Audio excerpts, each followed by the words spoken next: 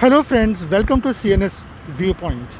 Today, we are going to talk about an important issue again, which we feel is very important. And this is in almost end of February 2022. 2 years and 2 months have passed by since the COVID-19 pandemic struck us. So, friends, rightly so. There's a lot of emphasis, lot of talk, and which is important that about vaccines. That every eligible person should be fully vaccinated. Those who are eligible for boosters as per WHO guidelines and its recommendations should definitely get it, so that all of us are protected against serious outcomes of COVID-19 if we get infected with coronavirus. So there's no doubt in it that this is certainly an important piece of the COVID response, and we need to make sure that the COVID vaccine should reach each and every person who's eligible for them, but more importantly, first to those who are more at risk, regardless whether they are in the rich country or poor nation, weaker or stronger health system. This is so important, the equitable rollout and access to vaccines in a very time-bound manner, and etc. Which is, there's a lot of talk about it, and I'm again repeating and underlining it, that this episode of CNS Viewpoint is not to undermine, but rather to we are underlining the importance of vaccines. But we are also trying to say that while we are trying to vaccinate everyone who is eligible, provide boosters to those who are eligible for those boosters as per guidelines and recommendations, we have to do a lot more than what we have done for prevention of infection. We need to do more on breaking the chain of transmission of COVID infection. We all need to look, and I'm not talking of lockdown. World Health Organization, WHO experts have repeatedly said that public health and social measures for preventing spread of coronavirus does not mean lockdown. They have never endorsed lockdown. We are not talking of lockdown, but there is so much more that can be done if you look at breaking the chain of transmission of coronavirus. And we are going to talk of the simplest of those, which is mask. I personally feel, right now I'm in Lucknow in India, and I have also spent significant part of my life in Thailand, especially northern Thailand. And so this is really so let me put it this way: that when coronavirus pandemic happened, I was in the north of Thailand, in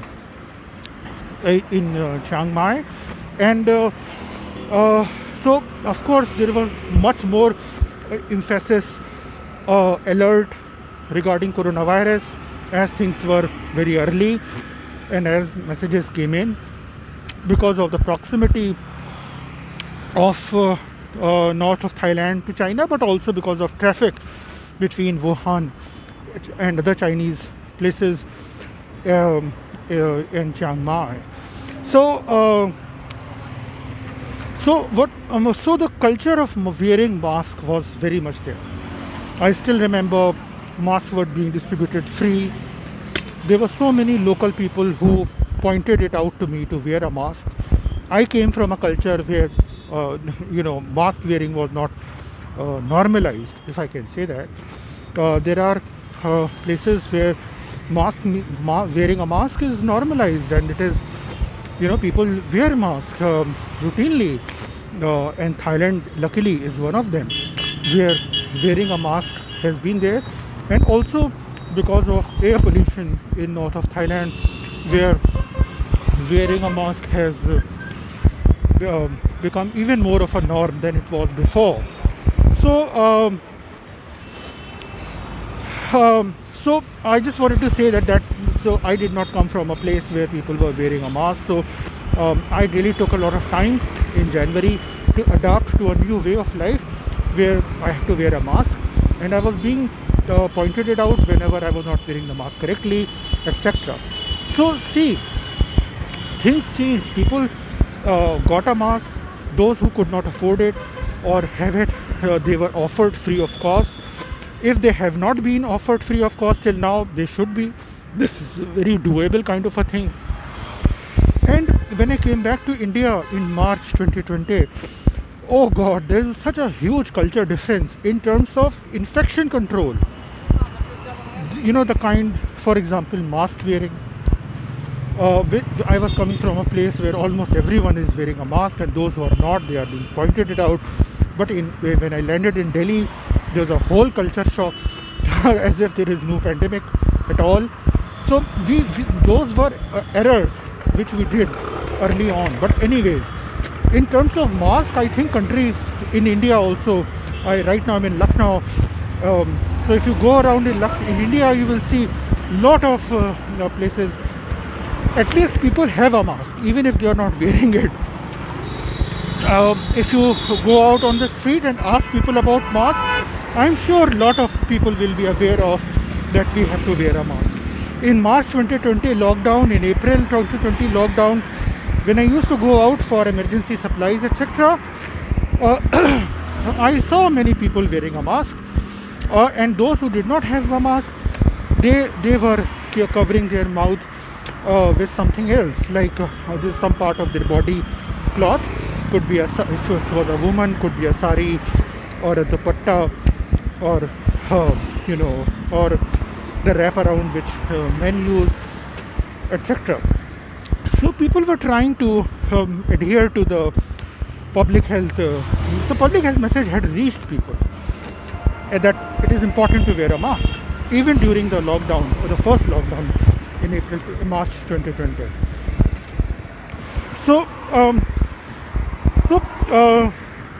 But are we wearing the mask?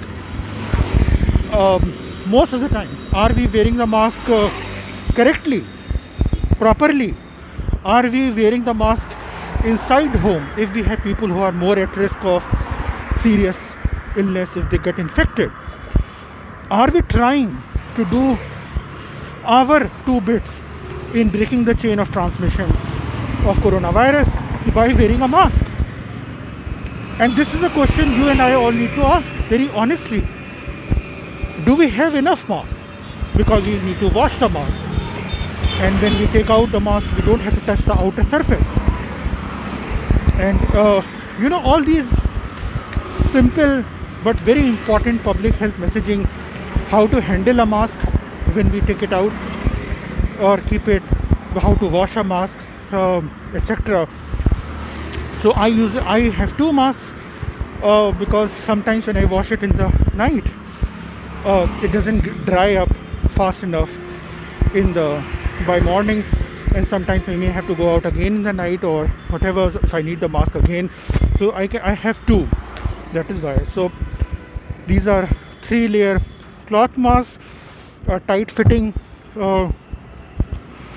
and now it is almost 2 years, 2 months since I have worn a mask. So I think personally, if you ask me, like I hope it helped in reducing the risk of coronavirus. But apart from that, also I'm pretty okay wearing a mask for other public health reasons. One of on a lighter note, let me share an interesting thing that I wore in winters. I discovered that I love wearing a mask even if I'm alone early in the morning when I wake up, because it is so cold. It is so biting cold, and it's good that if I have a cap here to cover my head, and if I put on a mask, then I feel much more warm.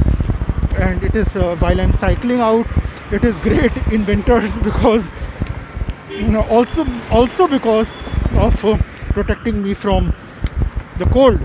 But that is on a lighter note, friends. because we all know the mask can be a lifesaver by protecting us, helping by reducing the risk of us from getting infected with diseases that can be potentially dangerous and so unnecessary human suffering, untimely deaths, whether it is coronavirus or tuberculosis bacteria or other infectious diseases which is spread by nosocomial or roots like this. So again I'm re-emphasizing, and I'm echoing what noted infectious disease expert Dr. Ishwar Gilada had said in mid-February 2022. His message was also echoed by Dr. Tom Frieden, who is the former director of Centers for Disease Control and Prevention in US CDC, that masks can be, if all of us wear a mask, it is possible to find a way out of the acute stage of pandemic very early globally. And of course, it does not mean that we don't have to vaccinate. Of course, we have to, have our foot on the pedal, on the gas pedal, accelerate, and do better in terms of equity and social justice when we are rolling out vaccines. Definitely, that has to be done, and a lot more than that in terms of investing in health services, for COVID, but also for non-COVID, in terms of accelerating research and development of new diagnostics, better vaccines, better treatment options for saving lives. So definitely we need all that. And but let us not forget that each one of us, at least a large number of us who have resources enough, who already have masks in our bags, in our pockets, or lying somewhere in our homes, please make sure that the best place of a mask is on our face, covering our nose and our mouth fully. And when mask is worn properly, there is no excuse, friends, not to wear a mask. This is the simplest thing we can do to reduce our own risk of transmission, of getting infected with coronavirus, and reduce the risk in case if we get infected. See, in case if we get infected, God forbid, but if we get infected, no one of us, no one, you and me, no one will like to pass on the infection to our loved ones, to the people whom we meet. We don't want to do that, right? No one wants to do that. This is the last thing. This is even worse to think that, first getting infected and then passing it on to our near and dear one. So mask will protect us from both. It will reduce the risk of transmission of coronavirus both ways. So please wear a mask. And it is extremely important. This is so doable. We don't have to, lot of us do not have to invest in anything new. We don't have to buy new masks. We just have to have enough pair of masks so that we can wear it daily.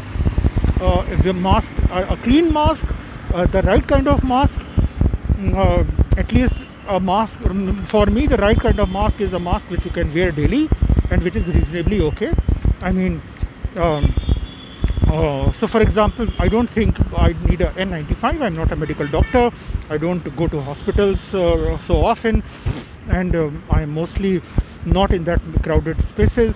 For me, this is okay. This is a 3-layer cloth mask, and I have 2 of them. I wash them daily, and I try not to touch the outer surface when I take them out, etc. So just and I also, of course, have to make sure that I'm wearing them properly, which clearly means that my mouth and nose are properly covered and it's sealed, etc. So please friends, take care.